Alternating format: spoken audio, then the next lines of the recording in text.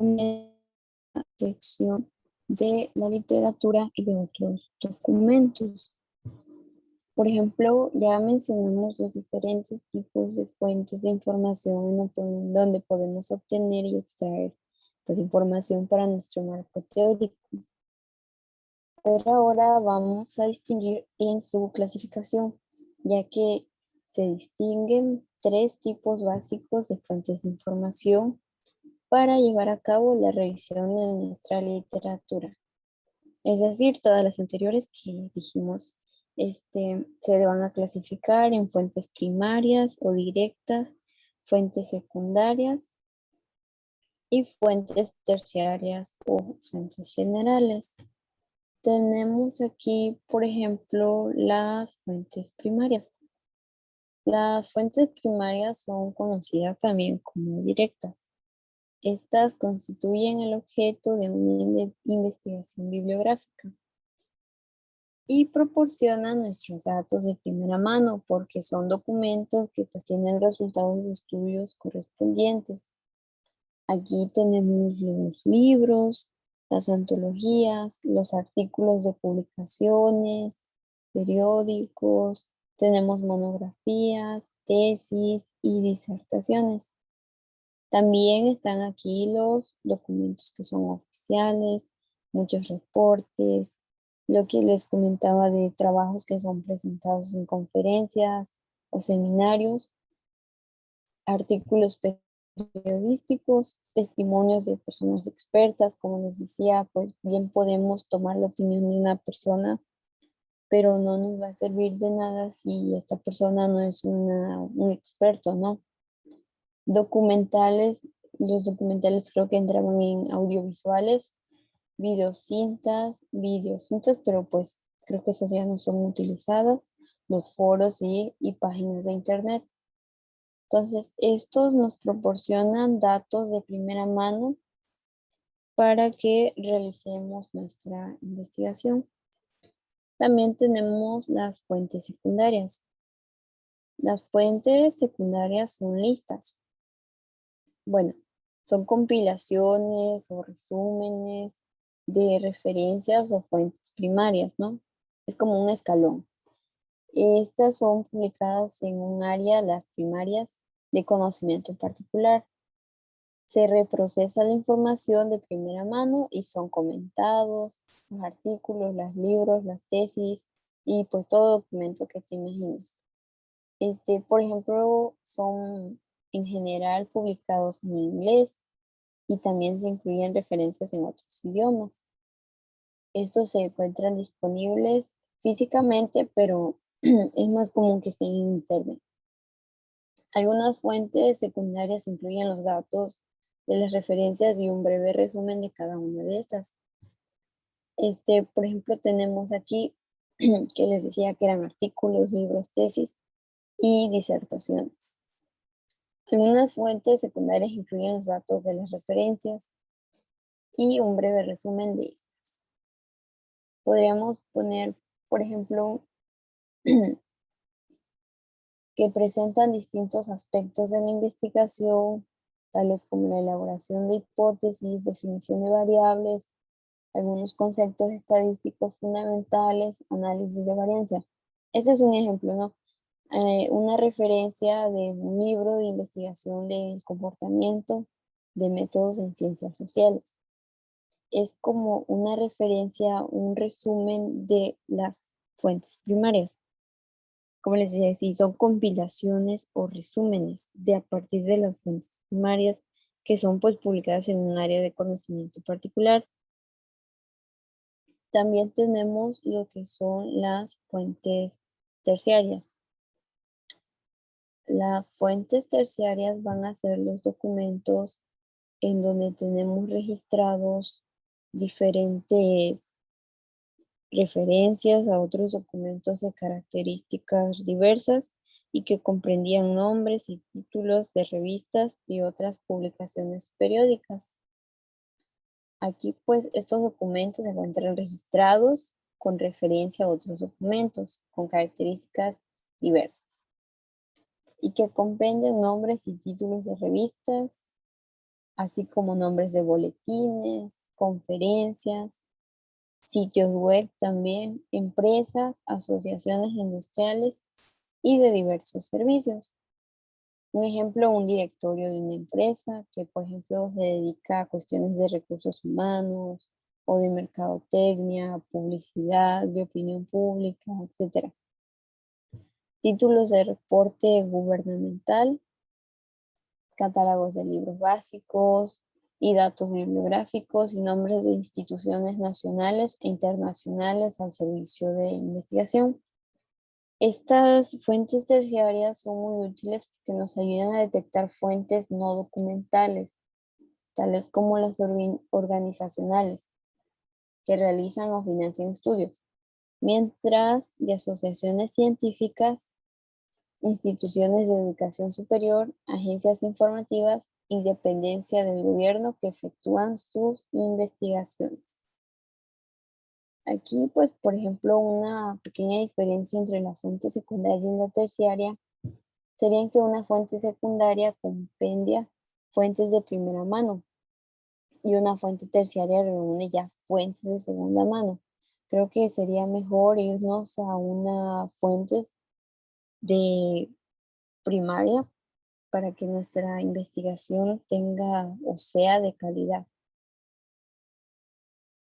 También tenemos la revisión literaria. La revisión literaria puede iniciarse directamente con el acopio de las fuentes primarias. También tenemos que son de, son de importancia porque es una herramienta que representa Internet hoy en día para la búsqueda de fuentes primarias. Para encontrar las fuentes primarias de una manera directa puede llevarnos mucho tiempo, pero es mejor que acudir a fuentes secundarias. ¿A qué voy?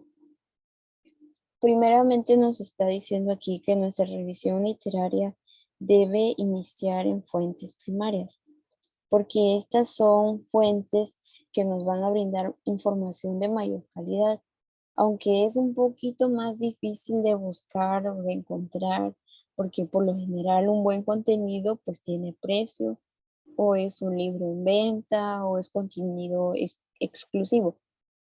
Por lo general lo que encontramos y lo que tomamos para nuestras investigaciones son elementos o es información copiada o resumida o el resumen del resumen del resumen y no tenemos como claro una idea o una información de calidad.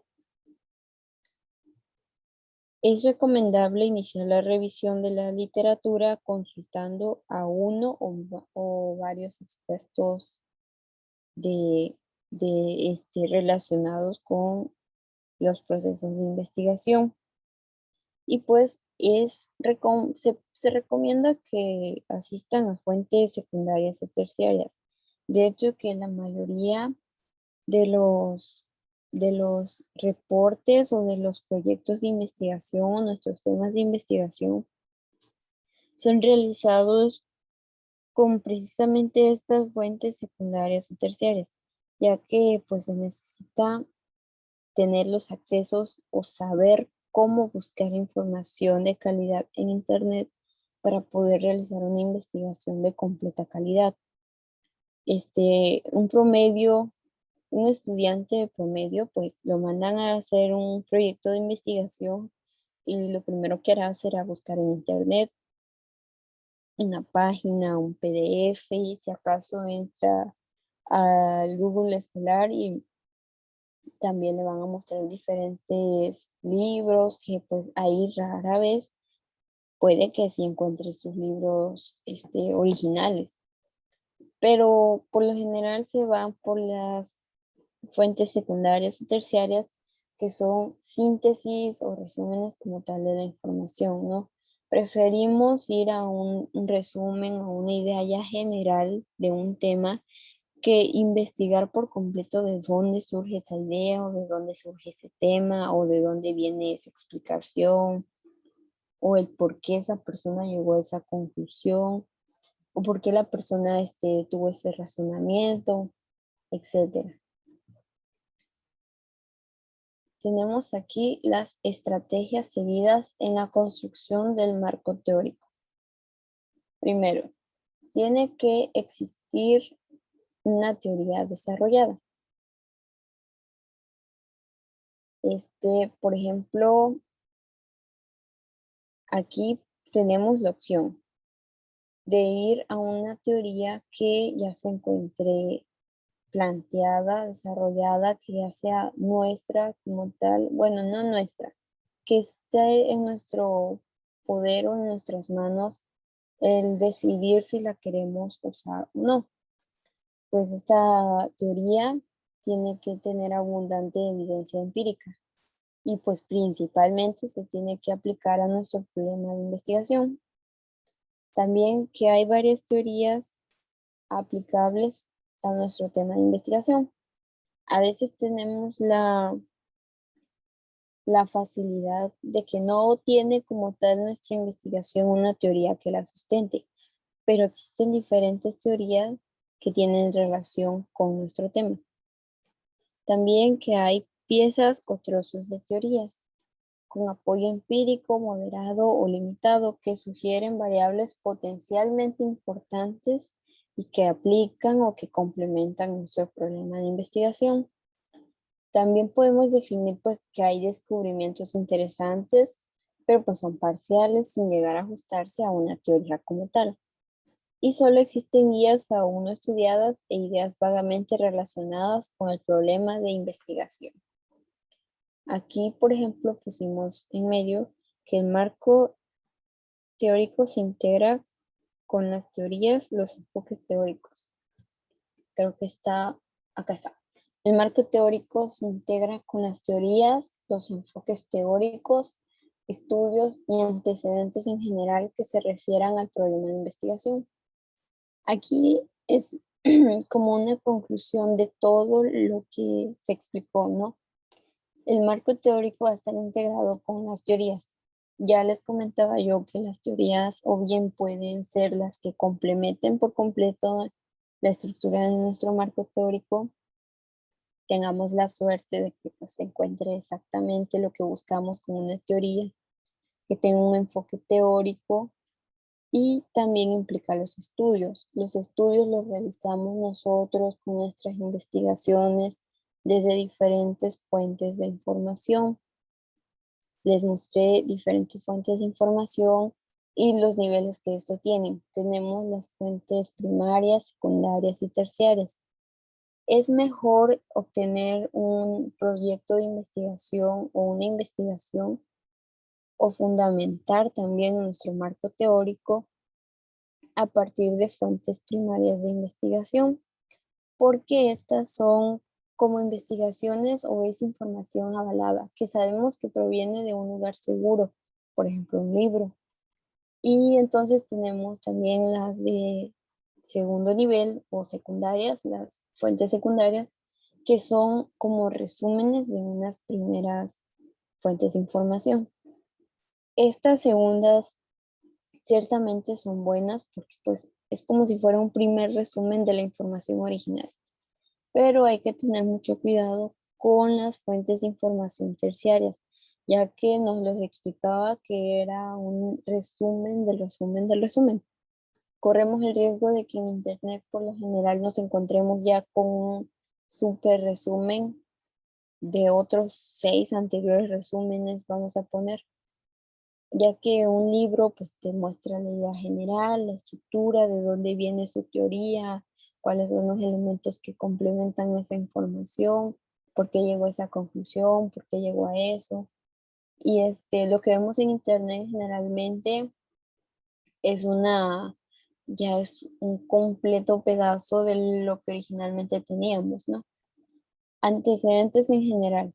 No se abordó mucho ese tema, de hecho creo que no se abordó en la exposición, pero un marco teórico generalmente casi siempre tiene antecedentes acerca de nuestro problema de investigación. Es a decisión de cada persona cómo lo quiera realizar. Muchas personas prefieren hacer un antecedente histórico ante un problema, ante una situación, o algunas personas quieren fundamentar su proyecto de investigación, su marco teórico. Entonces, todo esto se va a referir al problema de nuestra investigación como tal, ¿no? También el problema de nuestra investigación. Pues con eso se concluiría lo que es la exposición de lo que es marco teórico.